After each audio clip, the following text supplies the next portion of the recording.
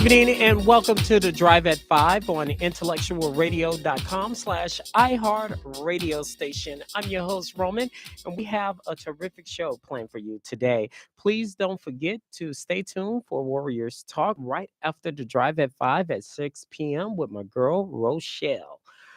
Today, my guest is the president of the Illinois State Black Chamber of Commerce. He's also deals with trades from Zimbabwe and DEI. So we're gonna have discussions on that. Please give a drive at 5. Welcome to Larry Ivory, the president of the Illinois Black Chamber of Commerce. Welcome to the drive, sir. Hey, it is my pleasure to be on your show today, and I'm looking forward to a very healthy and enlightful conversation today. No problem. So am I. Please give intellectualradio.com/iHeart radio station your background. I am the president CEO of the Illinois State Black Chamber of Commerce. I also serve as the chairman of the board of the National Black Chamber of Commerce in Washington, D.C., and also a part of the U.S. Chamber of Commerce in Washington, D.C. And I have a long history, starting back in 1997 when we started the Illinois State Black Chamber of Commerce. My background before that, I was in investment banking with Merrill Lynch and with Solomon Smith Barney as vice president. And I left that to make sure I focus on strengthening Black businesses. So our mission is really to strengthen Black business, and I'm excited to be a part of this initiative. What was the inspiration of starting the Illinois Black Chamber of Commerce? Well, it was clear that the traditional chambers of commerce did not have any diversity on their boards to speak of, and that Black business didn't really have a seat at the table. And so we knew that we had to kind of create our own environment and create an environment to make ourselves relevant. And the chamber was one of the ways we did it. We originally started off as a Phoenix organization, and then we morphed into the Illinois State Black Chamber of Commerce. But the whole genesis behind it was that we simply didn't have much of a seat at the table, and we needed to make sure that our voices were going to be loud and clear and heard loud and clear. Now, you mentioned seat at the table. Have Black state representatives, Black senators, even governors have been receptive to like acknowledging you at the table? Well, I can tell you that over the years, going back to Bob Blagojevich to Governor Quinn, and this governor has not been as receptive, quite frankly. But we normally, most of the corporations and agencies respect our organization for what we represent, and we are, really very, very pro-business and very interested in Black economic empowerment. So if you talk about Black legislators and others, most of them I know extremely well. But if you ask me, have they done enough? I would say probably not. Okay. Why do you think they haven't done enough?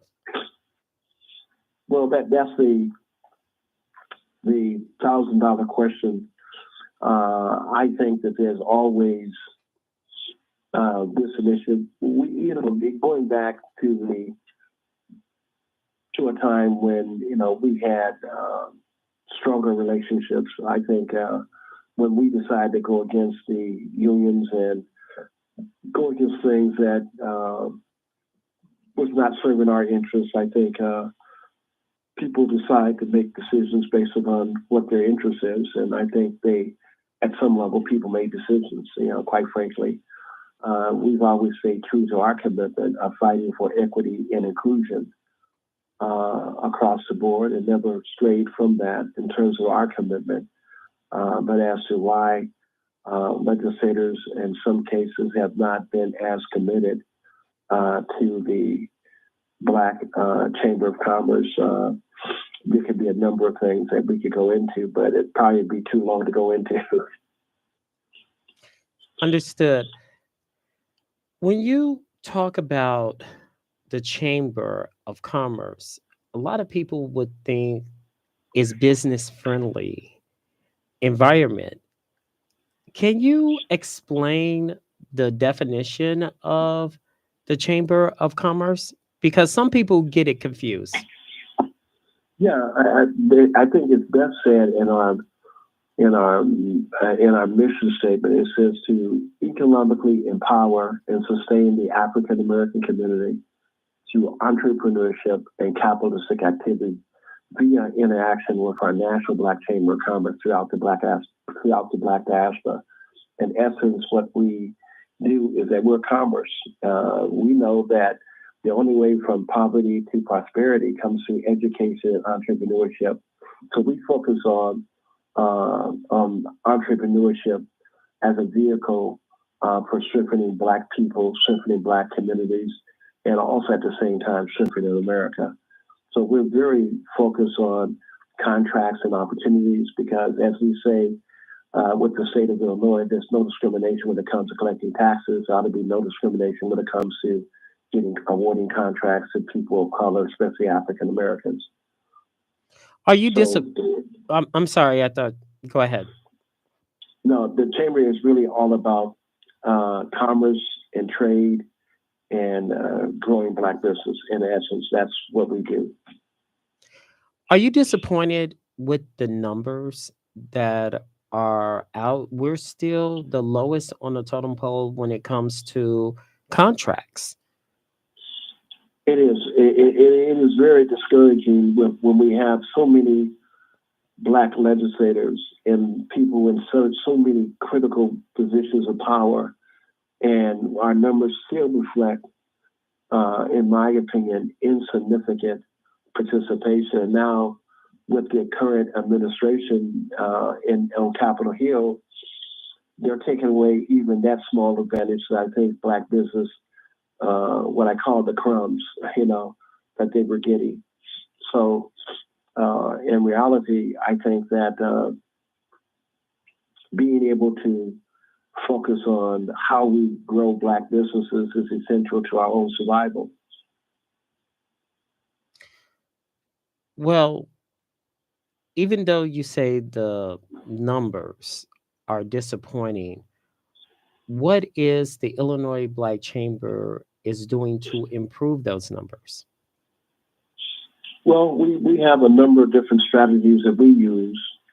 We have what we consider to be, we bring corporations together, whether it be ComEd, Ameren, People's Gas, AT&T, and we do matchmaking. We bring Black businesses who are ready, willing, and able to the table, and we put them in front of those individuals where they can do business, and we follow up in reference to that. So that's one of the steps that we take as a Black business owner. As a Black trade organization on behalf of Black business. We also take a look at policies. There's policies that's been on the books, and some people may have heard, and most people haven't heard of a thing called the sheltered market. The sheltered market is a procurement law. It's not my law. It's a law on the books that governs procurement. And in that law, it states that at every BEP council meeting, there shall be a time that should be set aside to take a look at discrimination. And if you find discrimination, you shall. It didn't say you may or could or can consider it.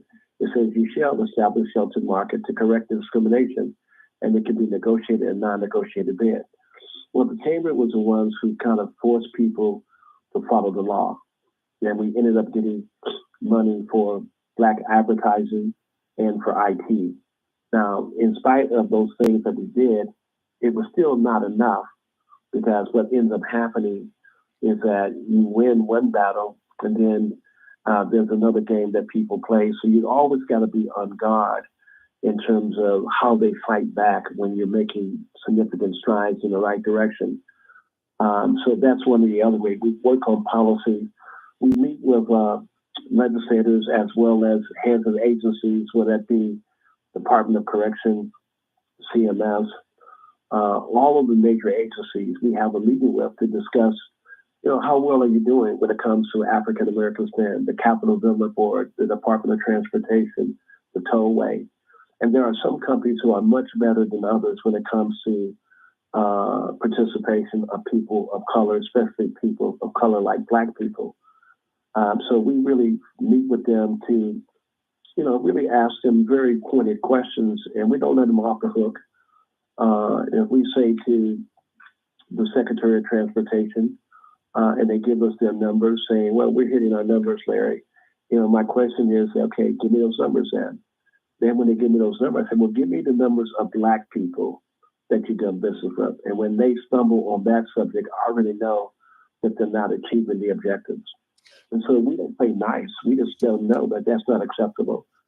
And we put pressure on them to make sure they understand that, highway infrastructure is funded by a motor fuel tax, which means that anytime we put gas in our car, we're paying for highway infrastructure. And since we're paying for it, we have a right to participate where our dollars help create the opportunities. You mentioned sometimes the words get fooled, like minority is one. We do hire minorities. Mexicans are considered minority. White women are considered minorities. When you specifically say Black, there's a different conversation. Do you think organizations such as yours should say how many Black people work for your organization? How many Black people get contracts? And you say that number is totally so low, it's like... In some cases, it's so low, it's unimaginable. And not with everybody, but with some agencies, whether it be the IRS or whether it be any number of agencies, the numbers are god awful, to be quite honest with you. And, we have no problem because, we learned that when Hispanics go into their meeting and have their meeting on behalf of their people, they don't come in there asking about Black and brown. They come asking about brown people. And it makes no sense for us to be carrying the water everybody else. I think that we have to be very pointed about what we're interested in, and that's Black participation. And everybody who knows me in state government knows that I got no problem in having a very direct conversation and making it clear that they understand from our side, we're not interested in talking about everybody else. We just want to know what you're doing with Black people and Black businesses at this point in time. And I think you got to be true to that commitment, because I don't think that everybody else is walking in. I don't think Asians walk in and say, well, we want to know about how Asians are doing. We also want to know how Blacks are doing. We're the only group of people go into a meeting and try to represent everybody else and fight for everybody else instead of just fighting for ourselves. Why is that we go into a room and we are fighting for every other ethnicity but our own? I think we've been conditioned, quite frankly, to do that. I think that, in the heart of Black people, being kind and considerate and fair is something that's in our DNA. And I think it's just common practice that we always, even when there's an issue against some other group, you'll find Black people standing up and fighting for them. But if you take a look at our issues, you'll always see Hispanics and other bodies fighting at the same level we fight for them. And I think that's I think that we've been, conditioned at some level to think and behave in that fashion. We're trying to change that. And as I tell people, just because I'm pro-Black don't mean I'm anti-anyone. I'm taking a look at the Civil Rights Act of 1965, the Executive Order 11246, that Trump just dismantled under Lyndon Johnson, the executive order. And I'm looking and saying, here's the numbers that we have, and here's the amount of Black participation. The very people who fought and died for this legislation, and it was written for, are the least benefactors of the very laws that were put on the books for us. But white women are a greater participant in DEI. Hispanics are, and we're at the top bottom of the totem pole, and so we cannot afford to stay at the bottom of the totem pole. We don't stay at the bottom of the totem pole when it comes to sports and entertainment. So we're good enough to entertain them, but we're not good enough to have a contract with them, I guess. So we always try to point that factor out. What are some of your successes, and since you've been the president of the Illinois Black Chamber of Commerce? Without being bragging, we've had so many successes over the years that it's difficult to name all of them. But some of the ones that we can point to easily has been that we've helped a lot of, as an example, the Wind Creek Casino that's been built. We were instrumental in helping Boa Construction Company, who was a joint venture partner, to help build the casino, because he's the head of our chair of construction, to make sure he had a seat at the table. We also made sure that a lot of people had a seat at the table, and we're proud to say that the Wind Creek Casino has over close to 67% of their employees are Black. No other casino can even come close to those numbers, and that's from top to bottom in terms of leadership, management across the board. So that's one thing, an immediate factor. We've done a lot of things with different companies, like the utility companies, whether it be ComEd or Ameren or People's Gas or Nicor.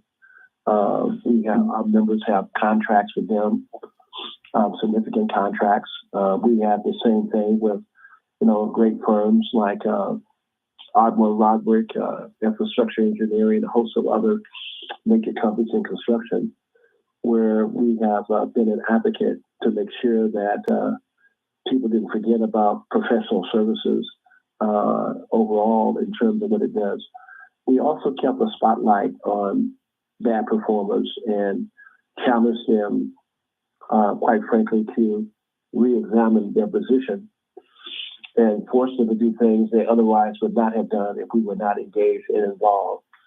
But I would say that our key thing is that we put a lot of money in the hands of Black businesses in a way that I doubt few organizations can count in terms of it. At the end of the day, we sit down with our members and we ascertain where they're at, and we ask them the important questions like what the biggest challenges are and how to get things done. And so the other side of this issue is that when people have problems, whether it be with different people getting paid around the country, with federal government or with state agencies, whatever the case may be, who may decide that they're going to drag the payments out, sometimes we're able to make a phone call to the right people and get their attention and get it resolved. We do that all the time. We have a real strong history of being a real fierce advocate of major companies that sometimes play games with our people when we call them and say, look, this is who I am. Let's make sure you understand. I don't want to take this to the next level, but I can't afford to have another Black businesses fail and you're cutting off their cash flow. So I need you to fix this, or you're going to deal with me at a different level. And it's just that simple. And if they respect you and they know who you are, and we have a political PAC, we also have a radio show, and we make sure that we stay relevant, and we know the pain points for people. So it ain't just being able to say one thing. It's about understanding where to inflict pain at the same time, because radio airways give you power, where you can talk about people who aren't doing the right things. And I often find that when I'm encountering something that is unfair, whether it be with the CPO, the chief procurement officer, or someone else, people ask me, "Are you going to talk about me on the radio show?" I say, "I may. If you don't fix this problem, I probably ain't going to talk about it." So we leverage everything we have on behalf of our people. It seems like to me, and maybe I'm wrong. It just seems like to me that I'm just going to say it. There's no way of dancing around it. Since Trump got reelected, businesses has just been like on I would I would just say a racing course. Oh yeah, Trump got in. Now you're fired, you're fired, you're fired, you're fired, you're fired. And even though you got HIPAA, HR, forget those rules. It's out of the door. The DEI, diversity, equity, and inclusion, that's out the door. So we don't need that black woman who was just sitting there and they fit all the quotas. Mm-hmm. She's gone. Right. And so now what? Well, now what is that black people are going to have to come together and develop a game plan and strategy and make sure that when we spend money, if Walmart is saying they're getting rid of a DEI program and other aid groups are saying that, the only thing that they really respect at the end of the day is putting something on them or cutting a hole in their pockets. And when you begin to impact with our 2.3 trillion plus dollars of spending power, that's a lot of money that we spend at the Walmarts and other places. We have to be very conscientious about saying to people, look, if you're going to do that, we're going to spend our money someplace else. And we're going to spend it with those like Costco's and others who are doing the right thing. When you do that, it will catch corporate America's attention. It'll affect shareholders and the price of the stock. And the last thing people want is their stock value to go down. And when the revenues go down, the stock value goes down at the same time. So if we're really going to be in this fight, we're going to have to fight it on a legal basis, but we also got to fight it on a money basis by how we spend our money. And we used to spend that money in our own community before we had desegregation. And now we're probably going to be, for the first time, we're probably going to have to come back together and really take a real close look at how we interact with each other in a way that protects our own interests and grow our own economy at the same time. So I think we're going to have to do some things differently. I think people are scrambling around trying to figure out how far this is going to go and what to do. And I still think there's some things out there that people are still trying to get their hands on. But in a nutshell, we're under attack. There is a trade war on Black people economically. And if we don't come together, and if we don't belong to organizations like the Chamber and others, and come together, we're going to find ourselves in a real precarious position where we will become really vulnerable, and it's going to be easier to take us out because we haven't come together. There's several things that I want to say, but sometimes say that again. I should say it. So say on, sister. I'm with you. Okay, I'll just say it. When I said this on my show a couple of weeks ago, the boy that cried wolf. And every single time somebody's crying wolf.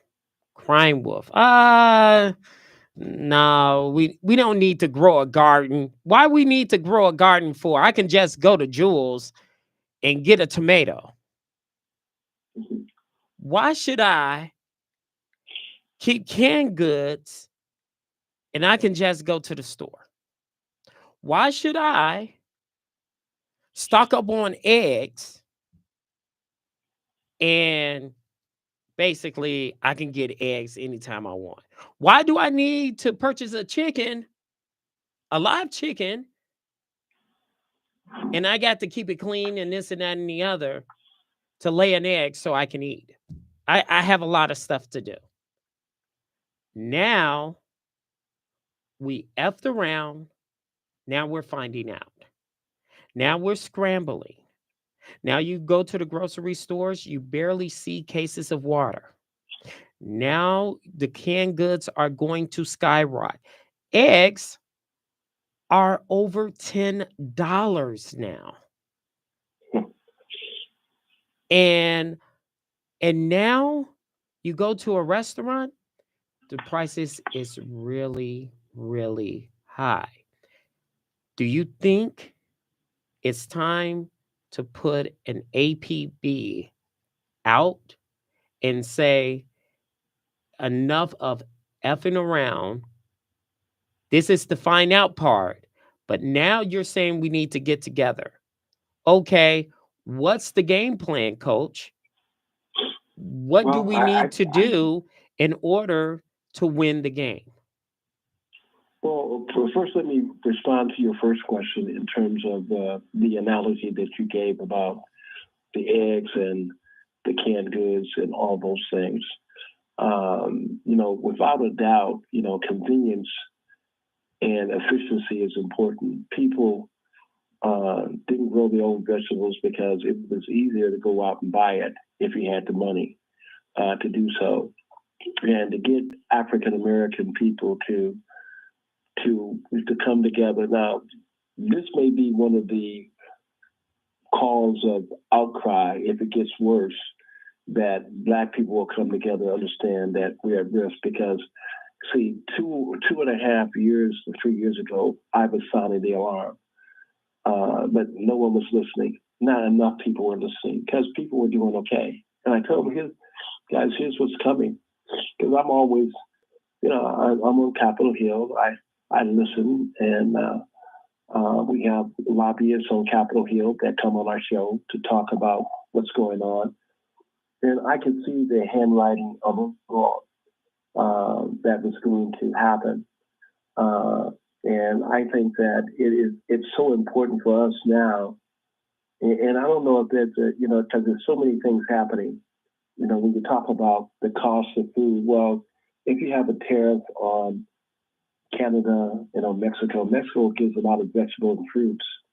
And if you have a tariff on Canada, which makes a lot of auto parts that are built in Detroit, Michigan, they do a lot of the parts out of Canada. So the cost of a car is going to go up. The cost of food is going to go up. And that's going to impact everybody. Would it be Black or white? You're going to get impacted by that. If there's no pullback in terms of it, you don't want to create a trade war, because in a trade war, that cost is borne by the consumers at the end of the day. And that's not good at any level from my perspective. I think the game plan has to be, one, identify the companies who are doing the right things and support them. And we're going to take a closer look at supporting more Black businesses in a way that we've never done before, in order to grow those businesses and help build capacity.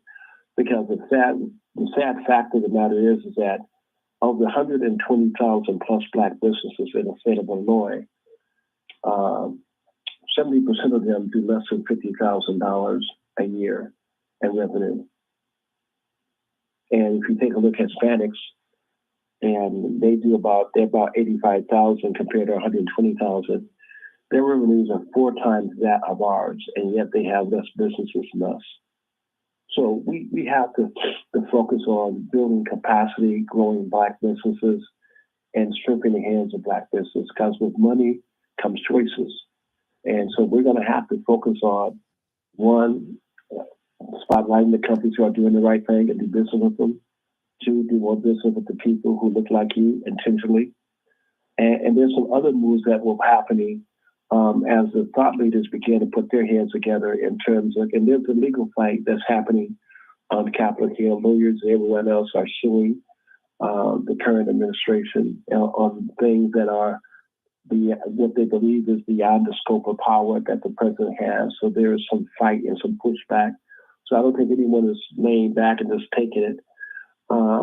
And I think we're going to have to figure some other things out, quite frankly. And I don't think that I have to figure it out, all of it figured out right now today, because I still think there's still some more shoes that's going to drop.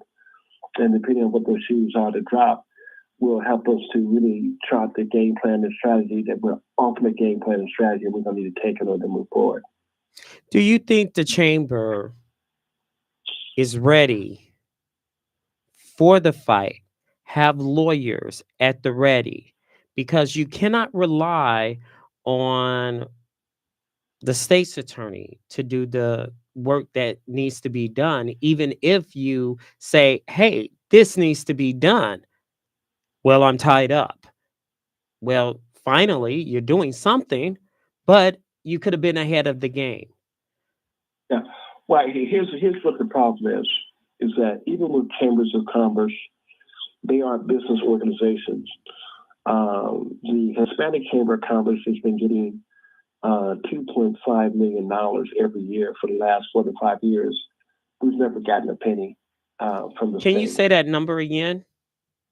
$2.5 million every year. From the state of Illinois, right? State of Illinois. And I think, if I'm not mistaken, Hacienda got $4 million. And then they had other Hispanic Chambers of Commerce who got money at the same time. But if you take a look at Black Chambers of Commerce and the money they got, those numbers have been insignificant. Now, as to why, can you give us I know I'm sorry to cut you off, but that's damning to me. You're saying for the past 2 years, am I correct? No, 4 to 5 years. 4 to 5 years, $2.5 million. Approximately $2.5 million. And in the last budget, I think Hacienda, which is another organization, was a line item budget for $4 million in the budget. And we got more Black legislators than Hispanics do, and surely they sit in the position of power. We have leadership who's on the appropriation committee on both House and Senate side. But when you take a look at from the business side, I don't know if sometimes our legislators really value Black business. It's not a priority. If we were to ask Black business owners, and we did a survey and asking Black business owners, on the scale of 1 to 10, where do you think, how would you rank where Black legislators see Black business? And it's overwhelming. It was only about a number 4, consistently across the board, because that's what Black business think. But if you ask Hispanics, where does Hispanic business rank? Hispanic businesses, you'll find is 8 and 9. Whites, 8, 9, and 10. Asians, 8 and 9 or higher. Why African Americans, in terms of how they see Black legislators, is at 4. We got some work to do to unravel this and figure out what we need to do to bring us back together. Because there was a time where we worked closer together. But sometimes if you on the wrong side of the issue, we can take it personal. I didn't support several things.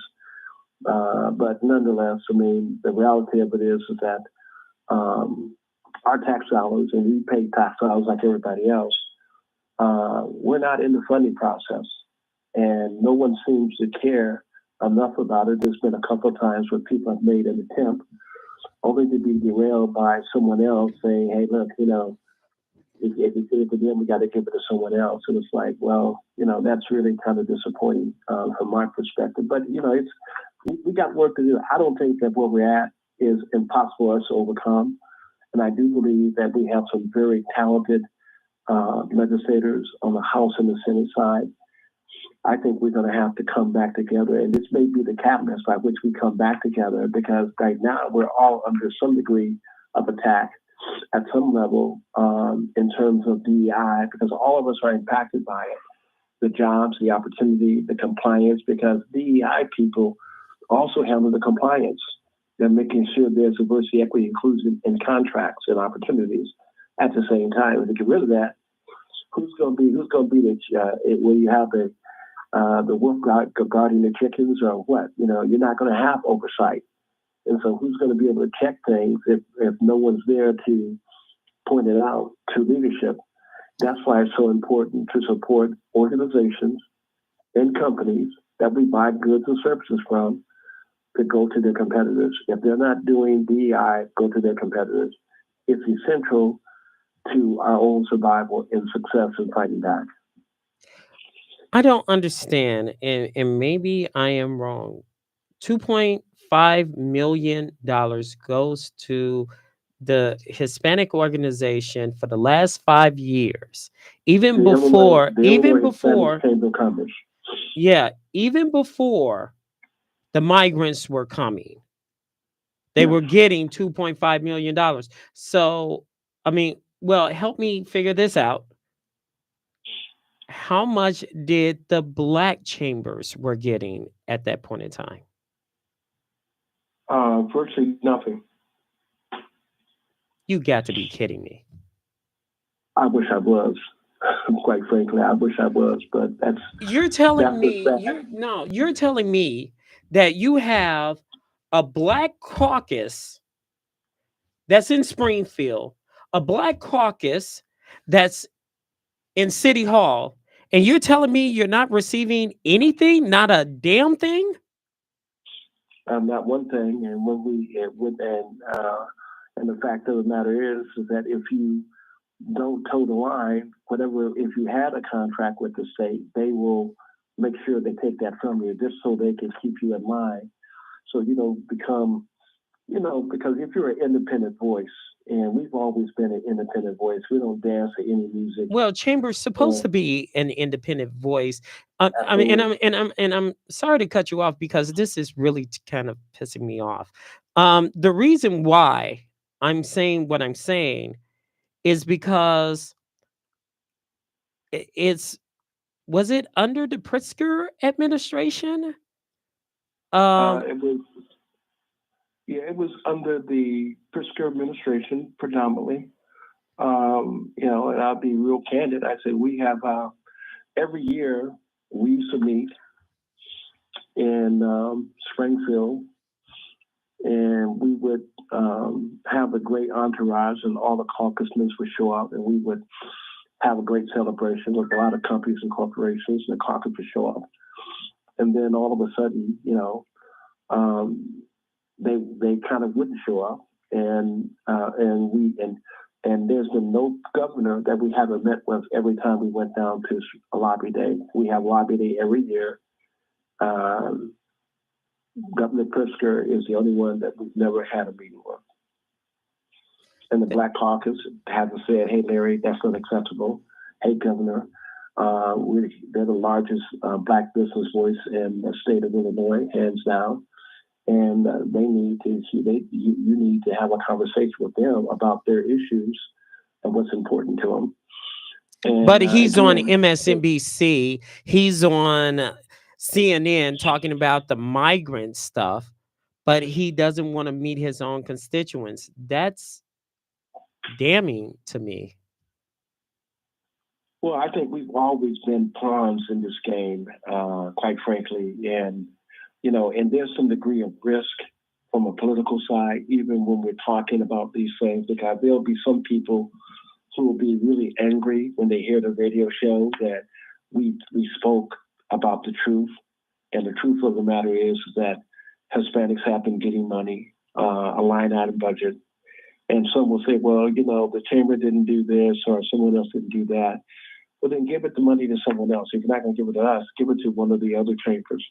And I always stand corrected, but we do our homework. And it really is a tragedy when you think about the fact that we have people who sit in a position of power, whether it be the lieutenant governor, whether it be and she hasn't met with you guys as well. That's what you're saying? She hasn't met with you guys? No, I can't say that she hasn't met with us. I mean, I think she would be always open to meet with us. I'm just simply saying that we have not met with the governor in his 5 years that he's been in office. When we have our lobby day, we've not yet to have a meeting with him, and this would be the first time. This was the first time that this has ever happened under past governors, where we did not meet with the governor. Quite frankly, Rounder met with us. Clinton met with us. Robert Williams met with us. All of them met with the chamber every time when we were in Springfield. And you got and tell us the difference money wise after you met with them that your organization have received. Well, we had contracts with the state. We also had other opportunities that we were able to garner.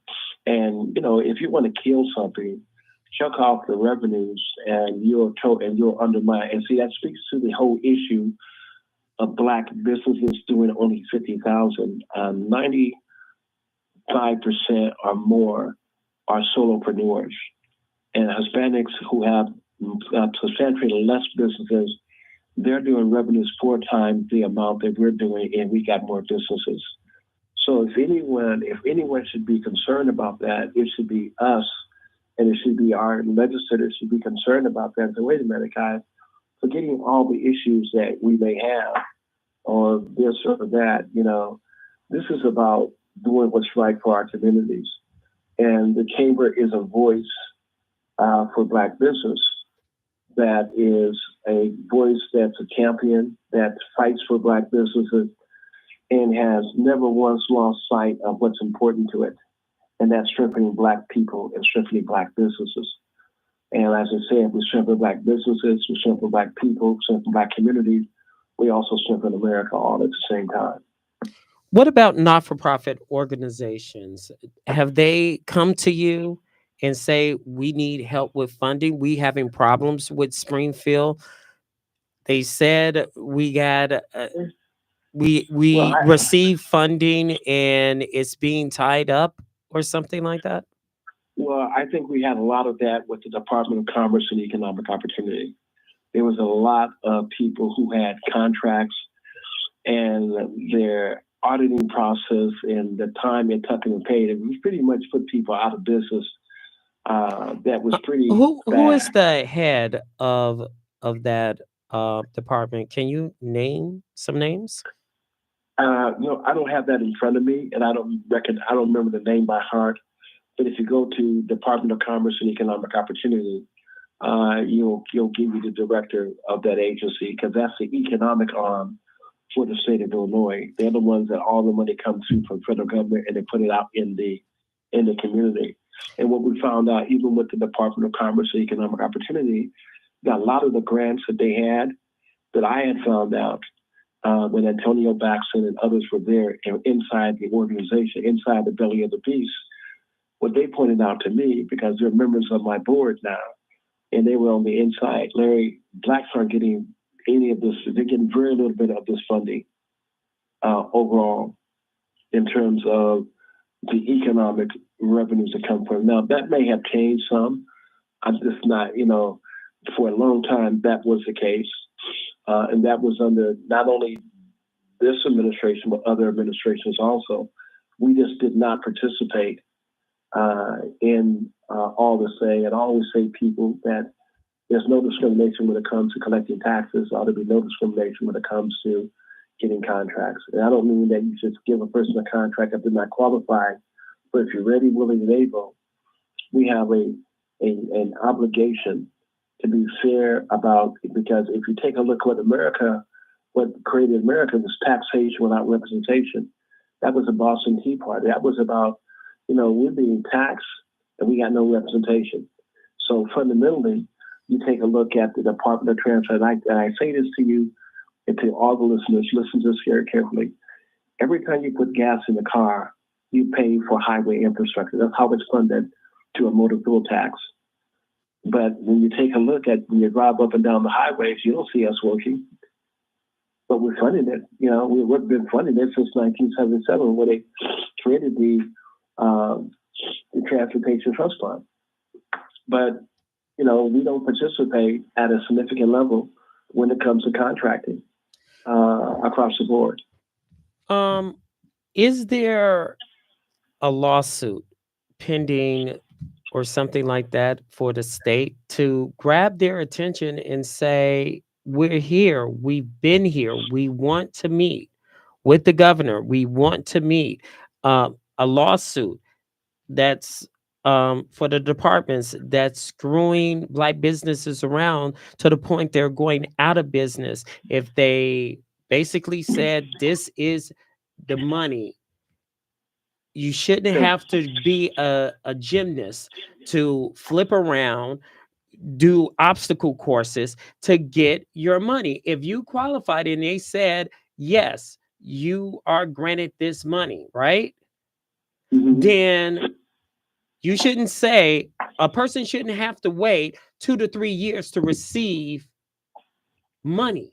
They shouldn't. That's because if it was a white organization, that wouldn't have happened. If that was a Hispanic organization, that wouldn't happen. But it happens to a black organization, and I want to know why. Well, If there is discrimination, because it sounds like discrimination or a FOIA request needs to happen to look at the numbers, because it seems like the departments in Springfield is screwing black organizations and not-for-profit around.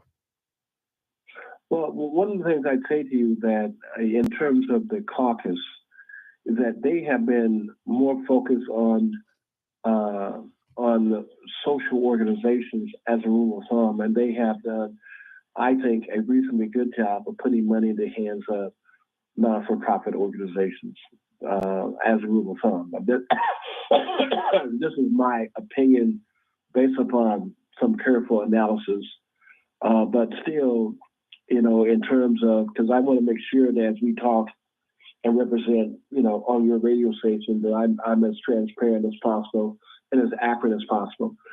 Even when it comes to money from DCO, in the time frame that they have to back which to pay people, they do an audit and they drag it out to where people can actually literally go out of business, and that's happened. But I can also tell you that it has been not just black people that it happened to, it's been Hispanic people too that has happened to. And I want to be completely transparent. But And not but how it's done, it needs to stop. It got to be a faster way. It is, and I think the state of Illinois has to take a look at, if we're going to grow ourselves out of this deficit that we have, and get it back on track. You can't tax your way out of the problem. You're going to have to do some things like grow yourself out of this situation and become more business friendly, attract more companies, generate more revenues, so that those revenues can be used to pay down debt, can be used to fund pension funds and everything else. And that's really the only real way, coupled with some degree of taxes at the same time.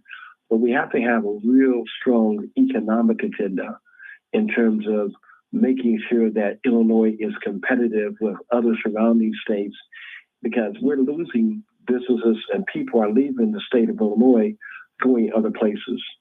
Why? Because we don't have a system that is attractive enough. We don't have a system that is friendly enough. And so we really got to have a different philosophy in terms of business, because business is important to every state.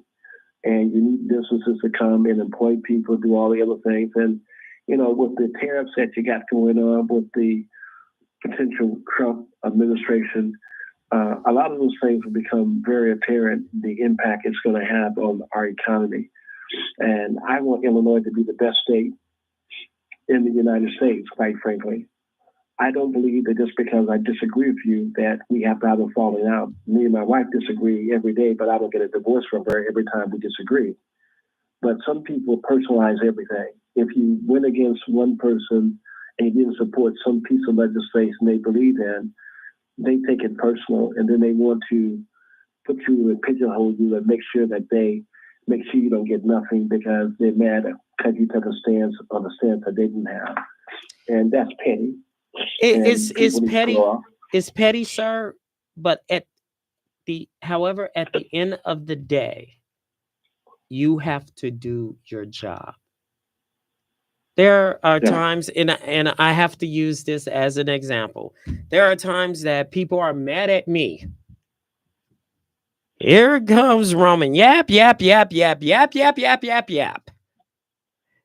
And one time, a friend on Facebook, she said, Roman, I think some of your facts are wrong. I'm like, I'm not going to respond to that. I'm still cool with her. Mhm. However, when I say, okay, what facts are you talking about? Because I can tell you a lot of sources that I got my information from. Where you get your information from? Fox News. Where you get your information from? What I'm saying in essence is that yes, it's all a game, but when it comes to reality, it's reality. You don't get another life. This is not Acme cartoons. This is real life. And I said this on my show a couple of weeks ago. We're not the Coyote and Run Road Runner. We're not at that stage. And they come back with another episode and do the same thing, and it's funny. This Yeah. is real life. And people think I voted for Trump. He. And now you effed around. Now you're going to see what happened. And the Hispanics that sat there, and I'm just going to say it, it's not you, it's me, Roman Morrow, that basically said they thought it was a joke. You listen to those white people, the mega people, and now they don't want to be your friend. Now they're calling ISIS on you so you can go.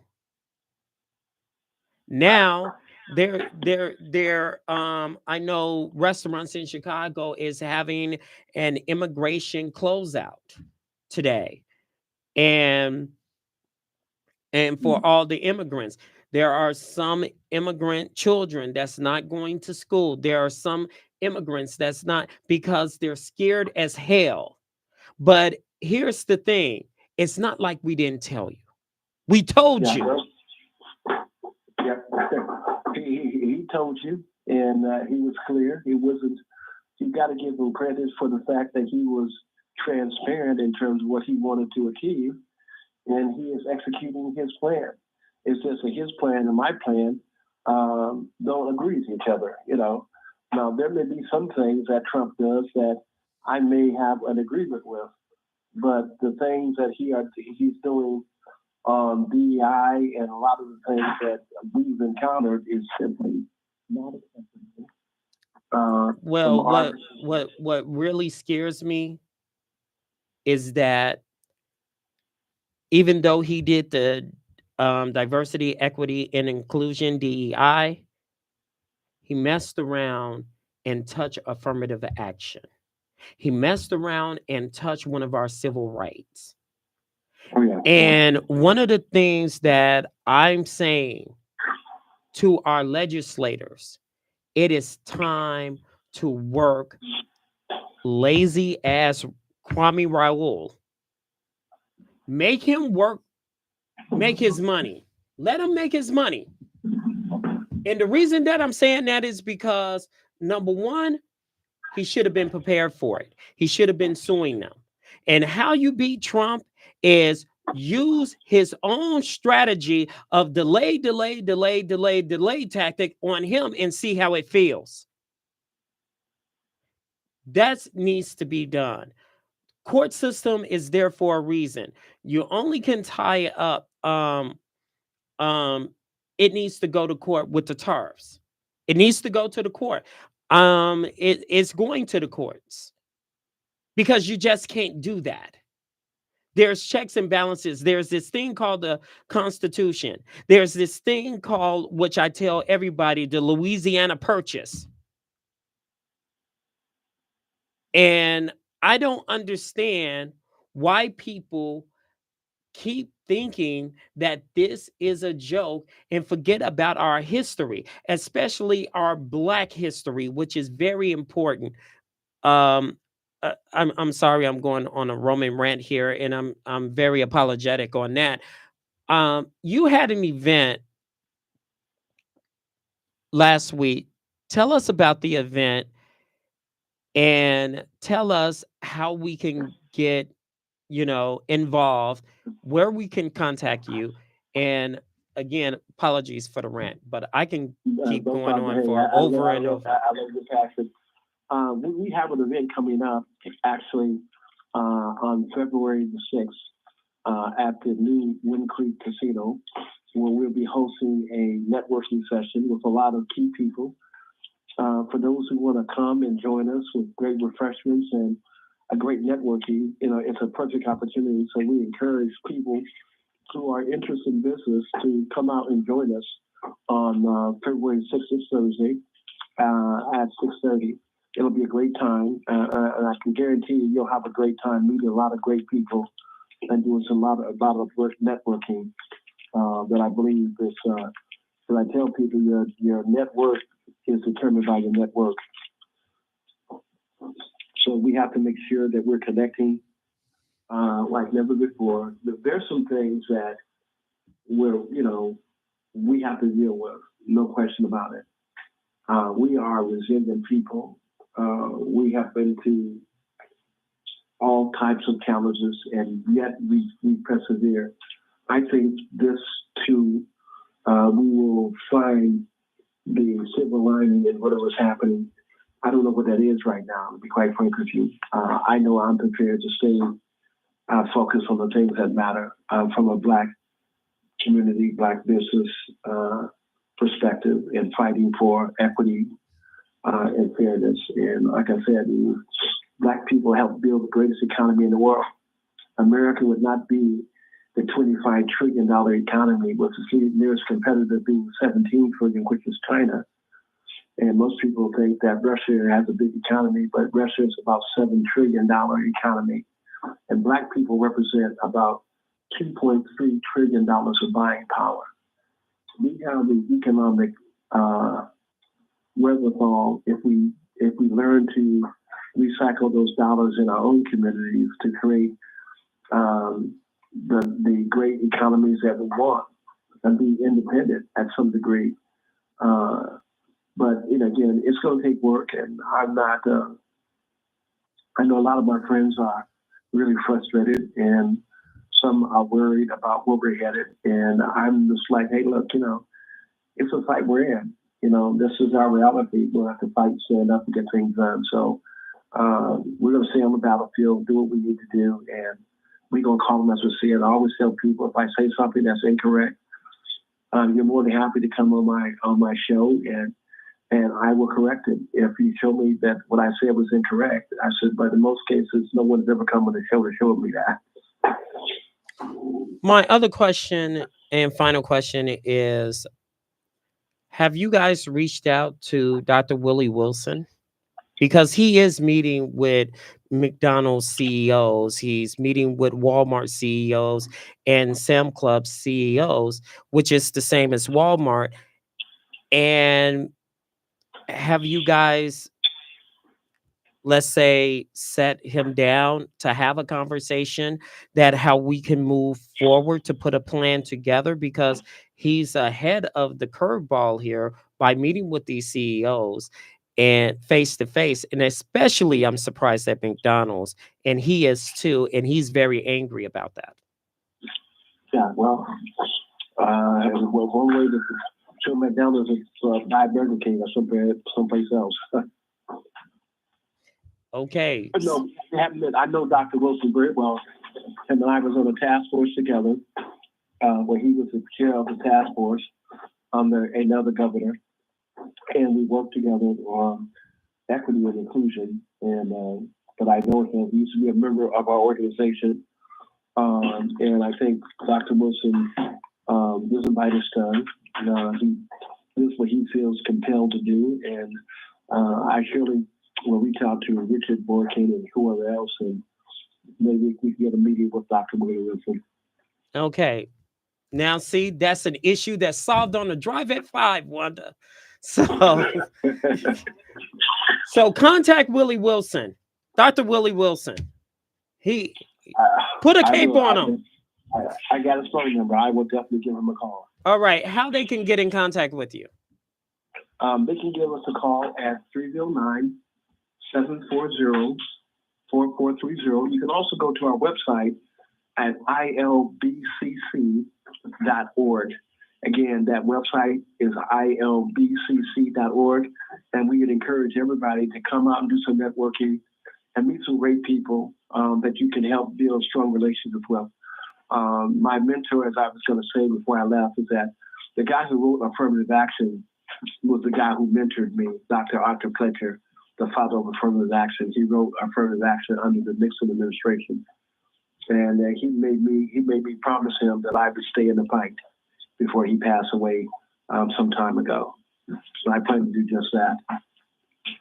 All right. On that note, I thank you. Don't be a stranger to the Drive at 5, okay? Hey, no problem at all. I look forward to talking to you and you and I building a relationship. And hopefully you can get a chance to maybe stop in and see us. It's going to be from 6:30 until 8:30. So it'd be great to meet you face to face if that's a possibility.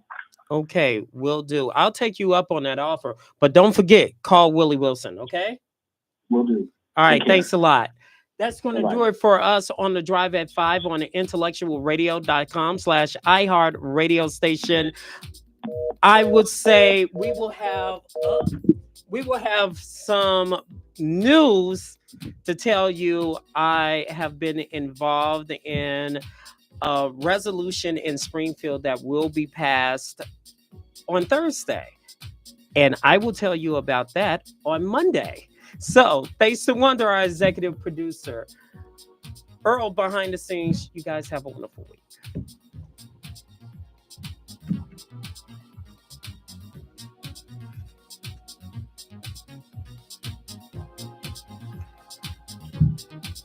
Sorry, Wanda.